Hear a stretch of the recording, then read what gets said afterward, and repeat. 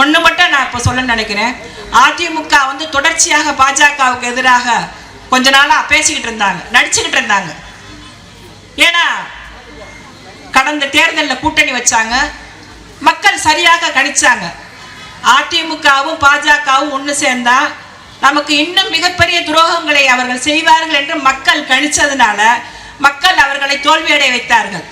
அதான் ஜெயக்குமார் சொன்னார் இல்லையா, ராயபுரத்தில் நான் முடிசூடா மன்னனாக இருந்தேன், ஆனால் அதிமுகவும் பாஜகவும் கூட்டணி வச்சதுனால 40,000 ஓட்டு வித்தியாசம், சிறுபான்மையினருடைய ஓட்டு வித்தியாசத்தில் நான் தோல்வி அடைஞ்சேன்னு சொன்னார். மக்கள் அந்த அளவுக்கு சரியாக இந்த கூட்டணி எப்படி அபாயகரமான கூட்டணி என்று புரிஞ்சு வச்சிருந்தாங்க. இன்றைக்கு தன்னுடைய மகனுடைய சகலை வீட்டில் அமலாக்கத்துறை போய் ரெய்டு நடத்தி 650 கோடி எடுத்தாங்க. நேற்று வரைக்கும் வீரவசனம் பேசிக்கிட்டு இருந்த எடப்பாடி கும்பல் போய் இன்னைக்கு அமித்ஷா காலில் விழுந்திருக்கு. எப்படி போய் விழுந்தாங்கன்னா, மறு வச்சு எம்ஜிஆர் படத்துல எல்லாம் நடிப்பார், தொப்பி வச்சுக்குவார், சமயங்களில் ஒரு மறு வச்சுக்குருவார், அப்புறம் வேற வேற வேஷம் கட்டி அந்த வில்லன் கூட்டத்தில் போவார் அவர் சண்டை போடுறதுக்கு.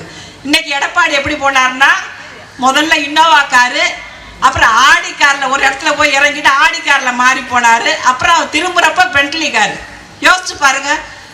அதாவது காலில் போய் விழுகிறது யாருக்கும் தெரியக்கூடாதுன்னு சொல்லி மறைஞ்சு மறைஞ்சு ஒளிஞ்சு போய் காலில் விழுந்து இன்னைக்கு கூட்டணியை உறுதி செய்திருக்கிறார்கள்.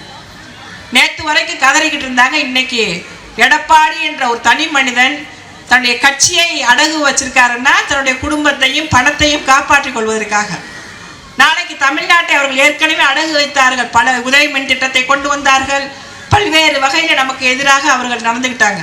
இன்னைக்கு மறுபடியும் அவர்கள் கூட்டணியை பேசி வச்சிருக்காங்கன்னா நாளைக்கு அவர்கள் தமிழ்நாட்டை ஏழ விடுறது கூட தயாரா இருப்பார் எடப்பாடி. அந்த அளவிற்கு இந்த மாநிலத்துடைய வீழ்ச்சிக்காக அவர்கள் 2 பேரும் வேலை செய்வாங்க.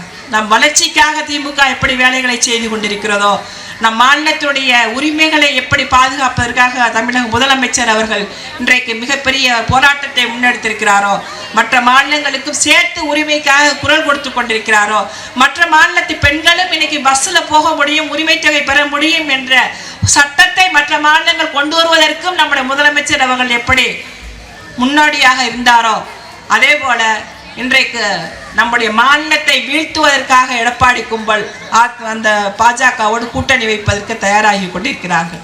நாம் ஏமாந்து விடக்கூடாது. மக்கள் ஒவ்வொருவருக்கும், பெண்களாகிய ஒவ்வொருவருக்கும் நான் எதைத்தான் சொல்லிக்கொள்ள விரும்புகிறேன்.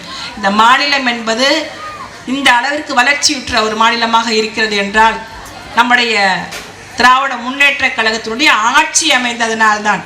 தொடர்ச்சியாக நாம் ஆட்சி செய்யும் பொழுதெல்லாம் பல்வேறு விதமான திட்டங்களை கொண்டு வந்து மக்களுடைய நலனை பாதுகாத்தவர்கள் நம்முடைய ஆட்சியாளர்கள், நம்முடைய கலைஞர் அவர்கள், நம்முடைய முதலமைச்சர் அவர்கள். இன்றைக்கு துணை முதல்வர் அவர்கள் இந்த 2 புயலிலும் சென்னையில் நடந்த மிகப்பெரிய ஒரு வெள்ளத்திலும் இரவு பகல் பாராமல் அவர் பணியாற்றி ஒரு உயிர் கூட சேதமில்லை என்ற ஒரு நிலையை அவர் உருவாக்கினார். ரொம்ப வியப்பான ஒரு விஷயம். ஒரு இளம் வயதிலேயே இவ்வளவு ஒரு பொறுப்புணர்வோடு மக்களுடைய பணிக்கு அவர் வந்து விட்டார் என்றால், இன்றைக்கு மாநில உரிமைகளுக்காக இது போன்ற ஒரு கருத்தரங்கங்களையும் மீட்டிங்கையும் போடுறார் அப்படின்னா எந்த அளவிற்கு அவரும் தன்னுடைய பயணத்தில் தெளிவாக இருக்கிறார், மக்களை பாதுகாப்பதில் அவர் குறிக்கோளோடு இருக்கிறார் என்பதை நாம் புரிந்து கொள்ள முடியும்.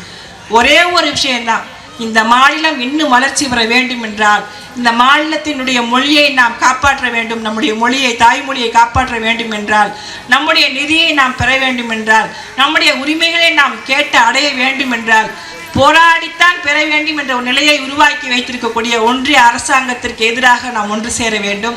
அவர்களோடு இணையாக இன்றைக்கு பயணம் செய்யக்கூடிய எடப்பாடியையும் நாம் புரிந்து கொள்ள வேண்டும்.